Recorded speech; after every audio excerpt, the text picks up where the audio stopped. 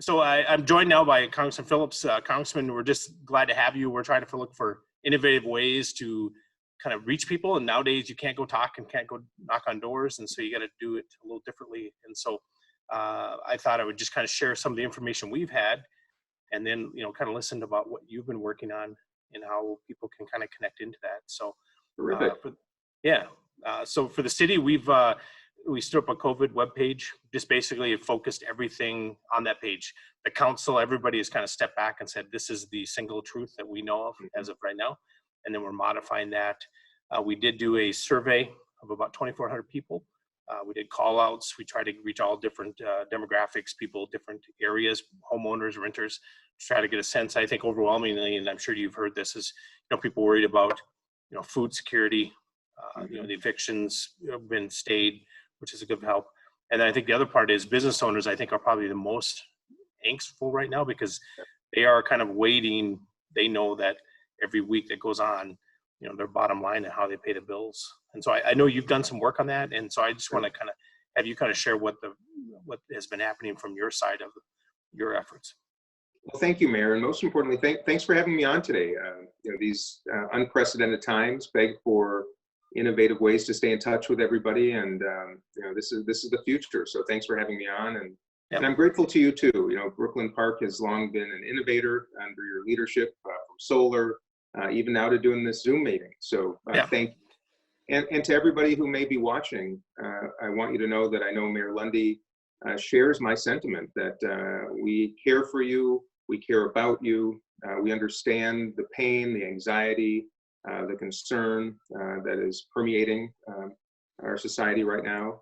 But we're going to get through this. And part of the reason we're doing this today is to share with you what we're working on so that we can also encourage all of you to share your ideas with us. Let us know your stories. Let us know what's working, what's not working, even your criticisms, so that whether it's in Brooklyn Park or in the state of Minnesota or in Congress in Washington, that we can be attentive to your needs. And that's what today's about.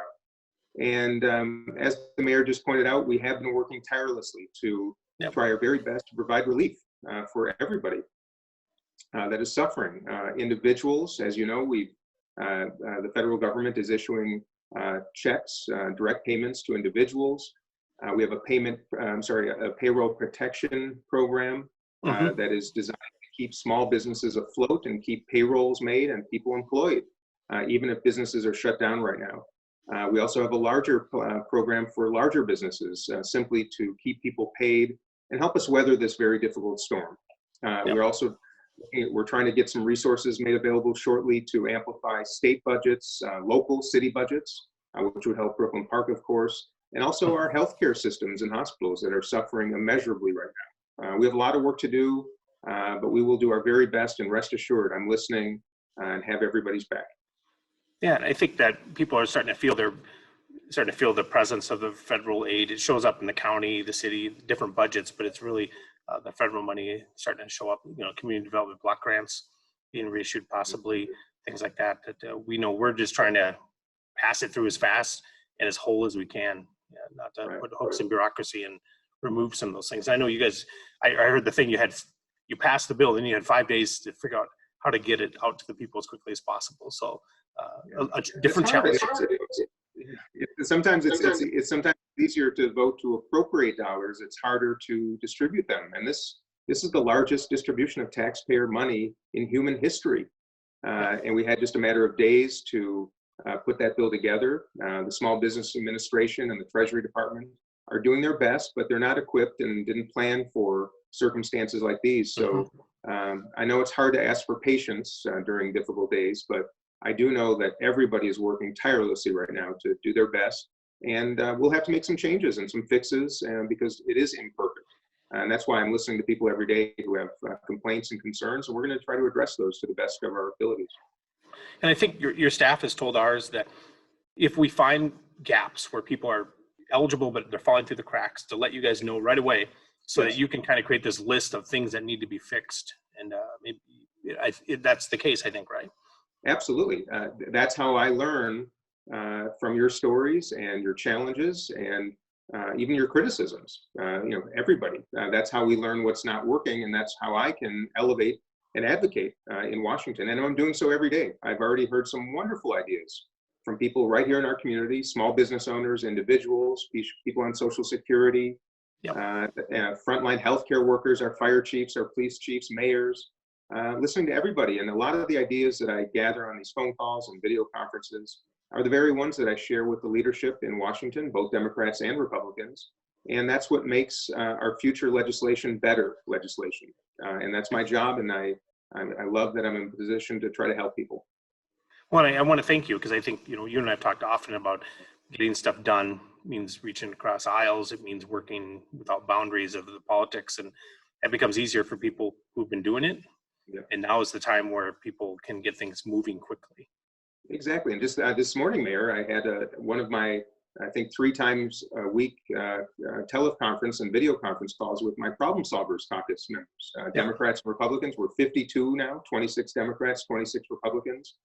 With that same ethos, we want to get work done, and we respect each other, we trust one another, we love ideas wherever they come from, and we cooperate. And I believe we're going to get some good work done, and that's why these ideas that you share with us are ones that I bring right to that table, and we can get things done in a way that other members of Congress who are more partisan simply can't. Yep, absolutely. And I think one thing that I recently been kind of be made aware of is, given the diverse background of so many members of my community, is a lot of them are returning. They go back on trips and they're stuck overseas, and they got family members who are mid trip and they're stuck somewhere. Is that something that they should contact your office for help or things like that?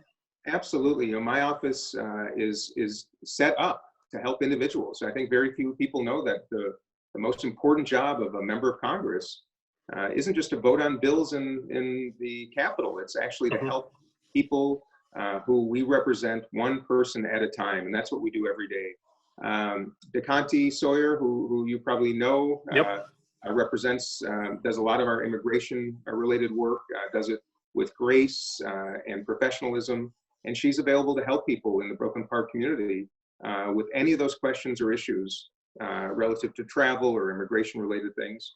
And for those of you who don't know our number, it's 952-656-5176. Or you can visit our website, which is phillips.house.gov. All the information is there for contacts and information about COVID-19 and the pandemic, information for small business owners who are looking for help as well. Any way we can be helpful, please do call on us. Yeah, I think, I never realized when people like me return from Liberia, they go through Amsterdam or they go through another country to get there. And each one of those stops is an opportunity for each country's new rules on travel to impact them. And so it's complicated. I think, and they just want to get home.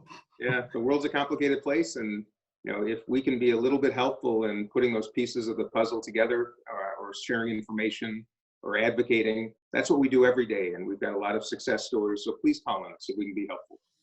And I think another thing residents are starting to ask is, maybe not so much for the city, but I think they're probably going to start to ask you is, what is the federal government looking at? Okay, we took a punch in the face. We're getting back off the ground. We're going to get through this, and to kind of say, okay, what did we learn, and what are we going to play? And one of the ones I always hear is, the manufacturing of drugs and these medical supplies. We can't rely on the supply chain that crosses country boundaries anymore. And so I know you've been talking about that. I have, and there are a lot of things that we can talk about. What went wrong? How were we ill prepared? What can we do better? And I prefer that we do that once we get through this crisis. There'll be a time to look back and improve. In fact, we're going to have to improve because there's a chance, in fact, a good chance, that the virus might go away for a little while and then could rear back its ugly head this winter. In which case, we have a responsibility, both at the federal, state, and local levels, to be better prepared than we were the first time. With testing, have to ensure that we can do massive, fast, reliable testing, antibody testing, so that we can identify who may have had COVID and is now recovered and is safe to return to the workplace. And as for the supply chains, you're right.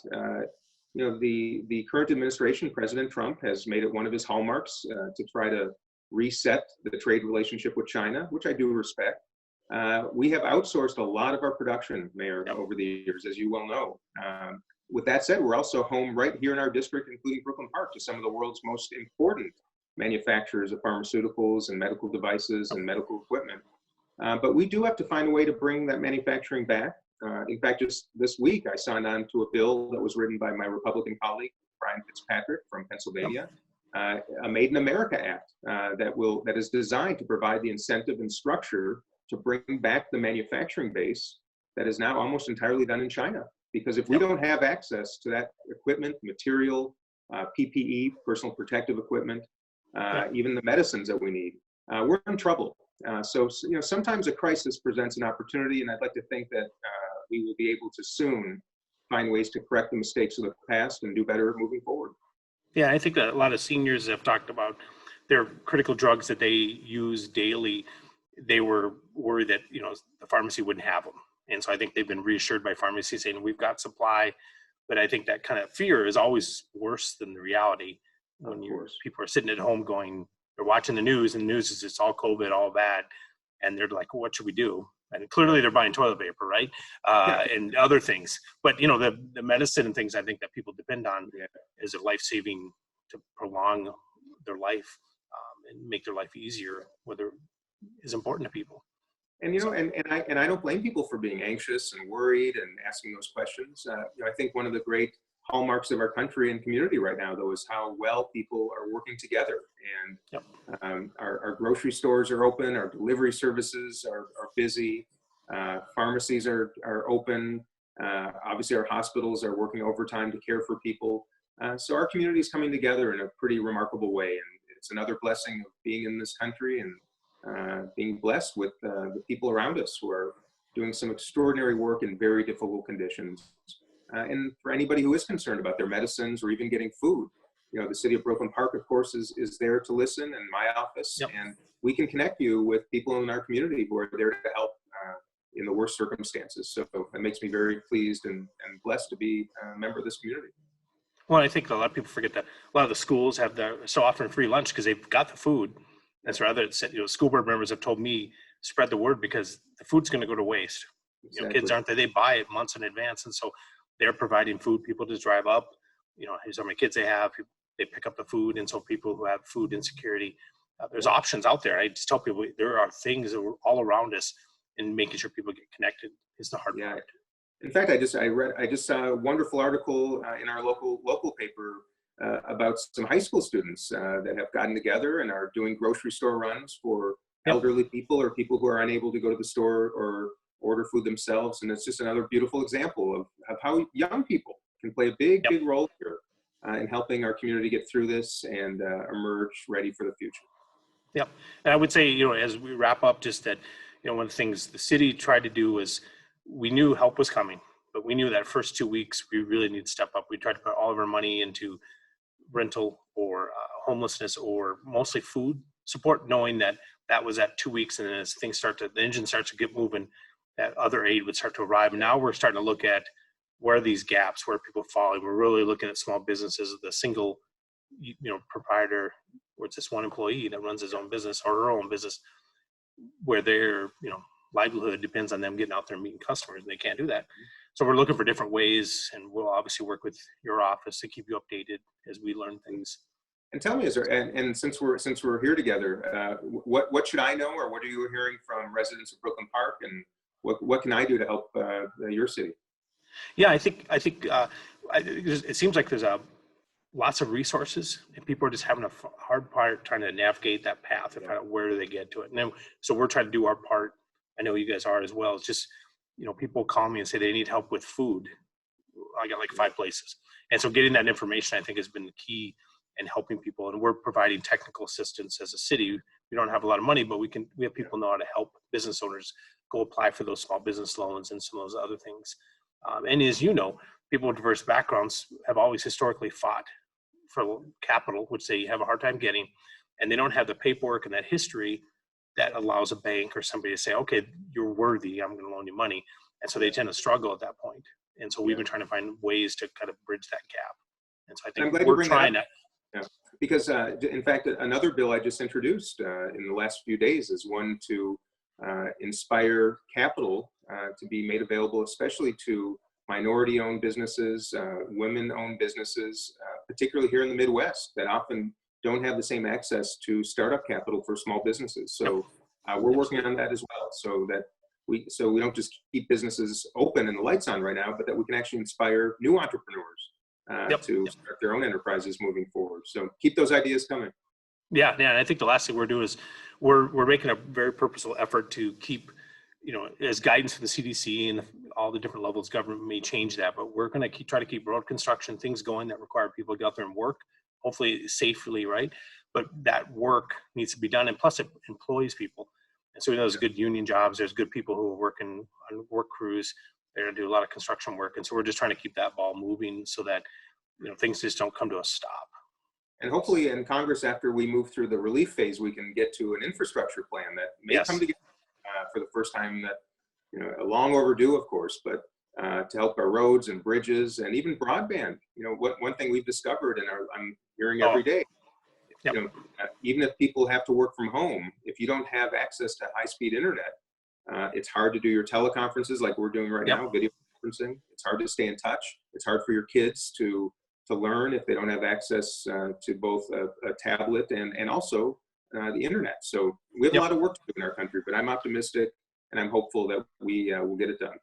Well, I think on that point is just my day job. I'm the point person for IT for moving people to remote office, and we have people in rural areas that literally is almost near impossible for them to work from home because the broadband is just not there. They don't have the options. It's not a matter of they don't have it. They just don't have the ability to even buy it.